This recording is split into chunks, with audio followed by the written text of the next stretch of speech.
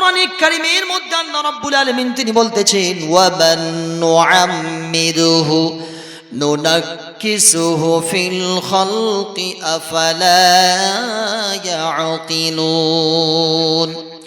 আল্লাহ পাক বলেন, যাকে আমি দীর্ঘ জীবন দান করলাম তার শেষ অবনতি আমি রব্বুল আলামিন ধীরে ধীরে আস্তে আস্তে করে আমি তাকে আবার শেষ করে দিলাম।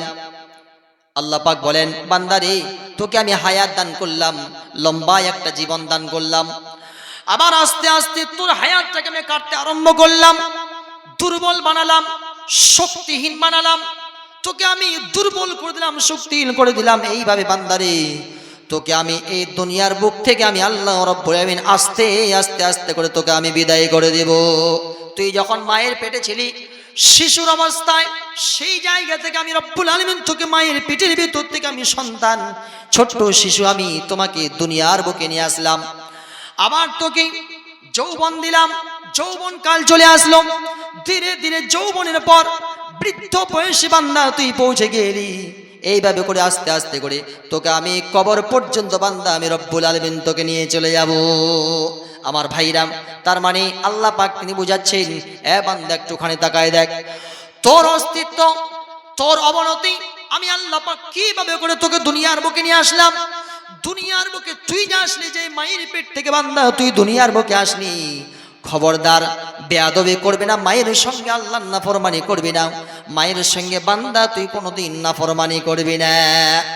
আমার ভাইরা, একজন সাহাবী আল্লাহর নবীর কাছে এসে বলতেছেন, ইয়া রাসূলুল্লাহ, আমি আল্লাহর উপরে বিশ্বাস করি, ইয়া রাসূলুল্লাহ আপনি হচ্ছেন আল্লাহর সত্য নবী, এটাও কথাই বিশ্বাস করি, ইয়া রাসূলুল্লাহ আমি নামাজ কায়েম করব, আমি যাকাত দিব, ইয়া রাসূলুল্লাহ এবং আমি রোজা রাখবো।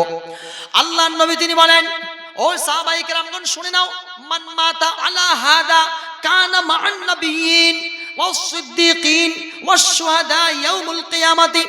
আল্লাহর নবী তিনি বলতেছেন, ও সাহাবায়ে কেরামগণ দেখে নাও, দেখে নাও, দেখে নাও, এই যে আমার এই যে সাহাবী বলে দিল, আমি শুধুমাত্র 5টি কথা যে আমার এই সাহাবী বলে দিল যে আমি আল্লাহর উপরে বিশ্বাস রাখি এবং আপনি হচ্ছেন আল্লাহর সত্য নবী, তাও বিশ্বাস রাখি, আমি 5 ওয়াক্তের নামাজ পড়ব, আমি যাকাত দান করব, আমি রোজা রাখব।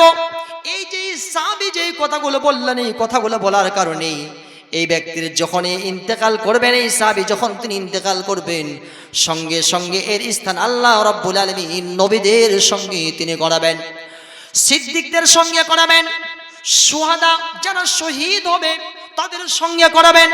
তবে শর্ত হচ্ছে একটা, মা লাম ইয়াউকা ওয়ালিদাইহি, এই বান্দা যদি আবার তার মায়ের সঙ্গে তার বাবার সঙ্গে যদি আল্লাহর নাফরমানি করে দেয়, তাহলে আল্লাহ রাব্বুল আলামিন তাকে আবার জান্নাতের মধ্যে তিনি প্রবেশ করাবেন না।